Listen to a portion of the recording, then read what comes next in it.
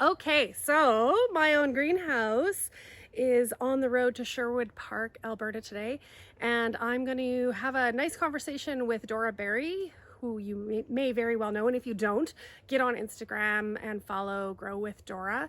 Dora and I have been friends for over 2 decades, and one of the things that I love about her is her vast knowledge and understanding of ecological design and her kindness and honoring of the biosphere that we live in.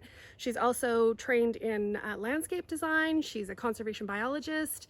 And if you want to know anything about the little animals and insects in the garden, Dora is definitely the person to talk to.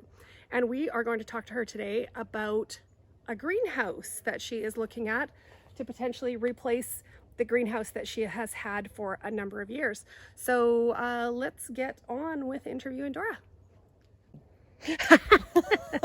Because you actually know.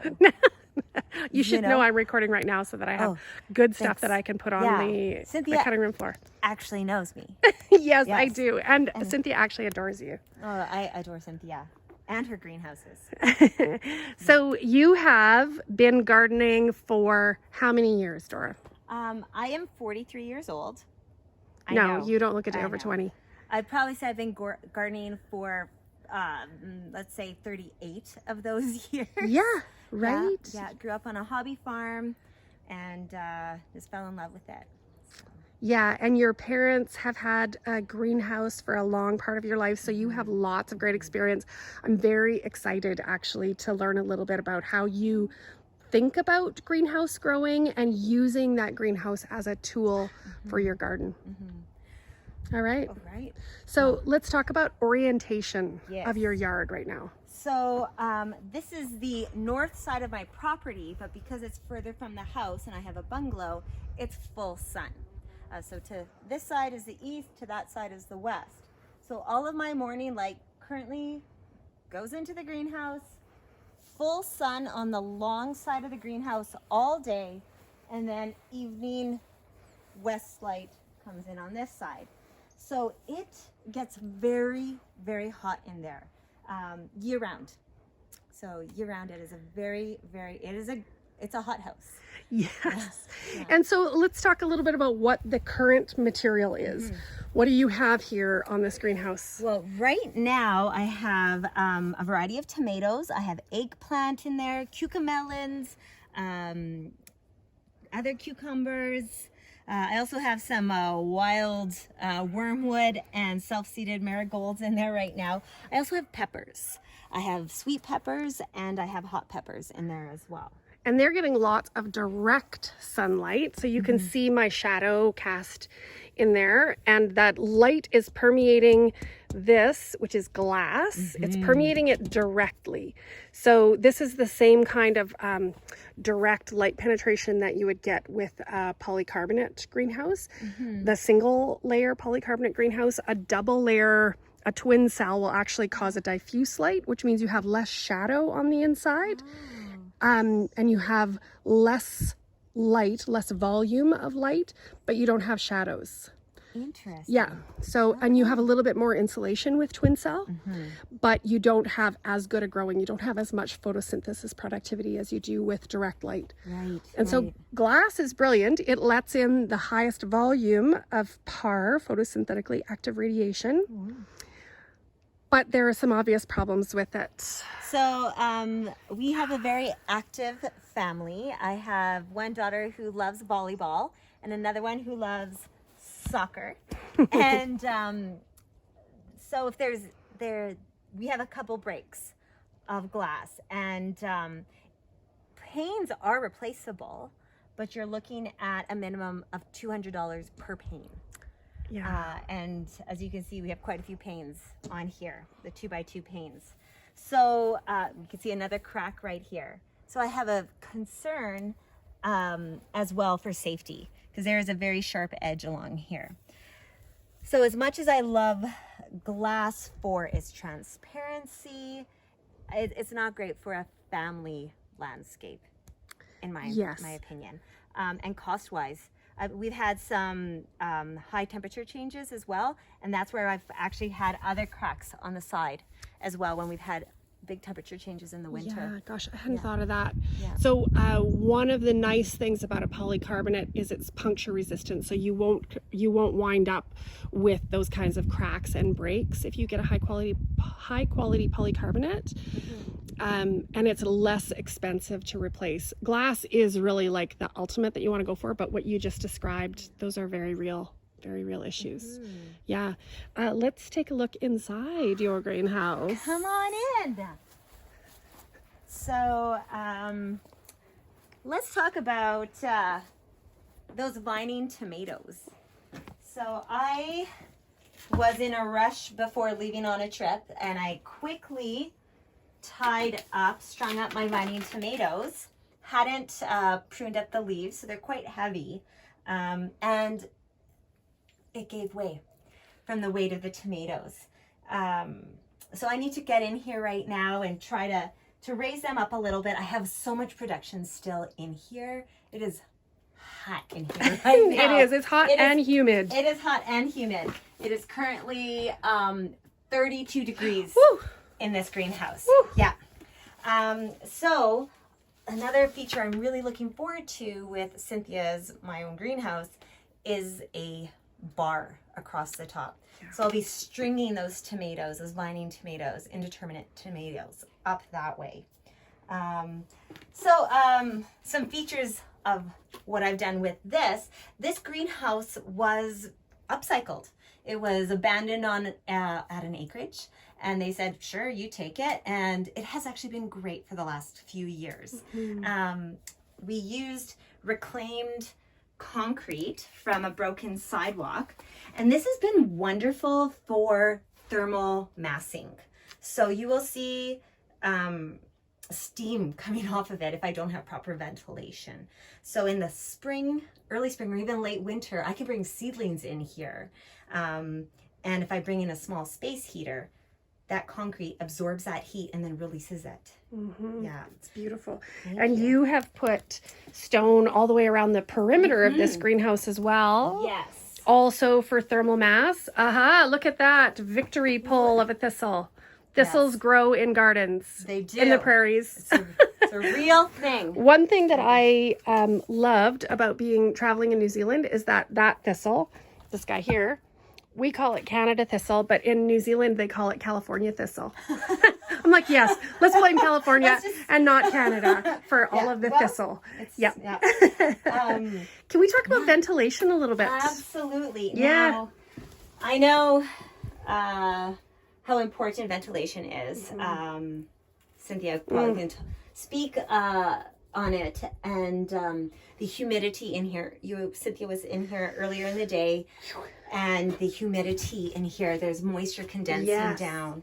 And you don't want moisture dripping on your plants. Like we really, especially with tomato production, you want your leaves to stay dry and the soil to be moist. Absolutely. Because tomatoes are especially vulnerable to disease, and damp leaves can be a vector for disease transmission. So making sure you've got really good airflow is super important. So you have a vent here on this 6 by 8 foot greenhouse. And I think you're going to love the heat activated vent openers, because you showed me what it takes for you to get that vent open. I will demo for you. Yes. Now, I am a mighty 5 feet tall. So for me to get in here, I have to put my foot on this side here and this side over there. Luckily, I do yoga so I can balance. But I have to unlock, and then pop these down, and it doesn't even seal that well. So for me to come and do this every day, I often just leave it open throughout the summer season. But spring or late winter, when I have my seedlings in here, or I have my fall crop growing in here, I want to make sure I'm closing this every evening. And it's mid-September now, so even now we could have a rogue frost come through. Yes. And if that vent is open, that cold can get in here and kill your crop. So, oh my gosh. Okay, yeah, you're going to really appreciate something that's automated. I can't wait. Like I said, I am the laziest gardener on the planet, so if I can set up the greenhouse to do all the work for me, then I'm very happy to do that. Yes. I'm interested in this door. It takes a little love. say I do like that the door slides back and forth. With the greenhouses that we produce, there's a Dutch door, is what it's called. So a top and bottom half of the door that articulate separately, and they swing open. So when you do eventually take this greenhouse and move it to its next home and bring in my own greenhouse, you'll want to make sure that you have enough room for the base of the garden, and then an additional, I would say about 36 to 40 inches. And you'll want that to accommodate the swing of the door, because you're going to go in with soil, you're going to go in with plants, you're going to have trays, you're going to come out with your harvests. And so you'll just need a little bit more room. Yeah. So you, I think, have plans to just fearlessly prune. Absolutely. This black currant, as you can see, has just taken off. It's very healthy. And it's got a California thistle. California thistle. Those darn invasives. But so this gorgeous white spruce, which was supposed to temporarily be there, will be taken down. It's going to be the largest Christmas tree I've ever had. We're going Griswold style. But we have other evergreens in the area. We have other trees, so I don't feel it's too great of a loss. And we have other trees we're bringing in. But we're taking this out because it is, first of all, the intention wasn't for it to be there. But secondly, it takes moisture from the greenhouse. So not only is it taking that delicious moisture and nutrients that I'm amending the soil with, all of those fibrous roots that it produces each year, I'm ripping out. Because otherwise they're competing with the crop that you're intentionally planting into the greenhouse. Absolutely. Yeah.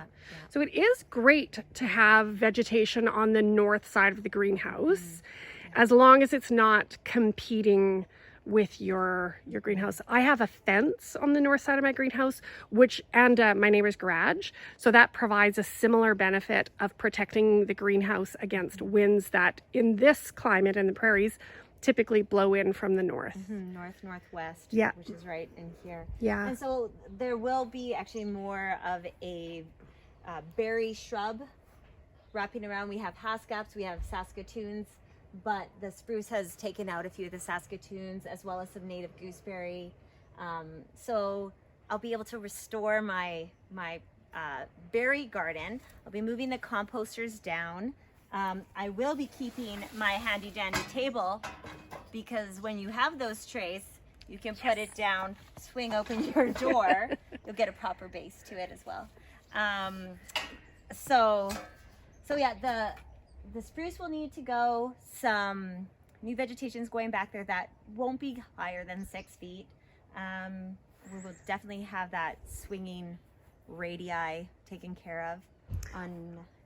Dora, what advice would you give to a gardener that has lots of well-established plants and is maybe feeling a little bit nervous or uncertain about removing them? Well, there's always more than one way to do things. We all know that. I'm not afraid to prune back this currant because it is very healthy. It's very strong. These are actually all runners that have been growing along the ground. They actually have produced their own root system, so I can actually cut them and plant them in a new spot. I can pot them and I can propagate new currants. If you're removing an entire plant, much like the spruce tree, I have a hard time taking out plant material. And I don't like calling it plant material. I have a hard time taking out plants. But you have to think of the functionality of your landscape. And if it's a very large plant, it would be hard to transplant it.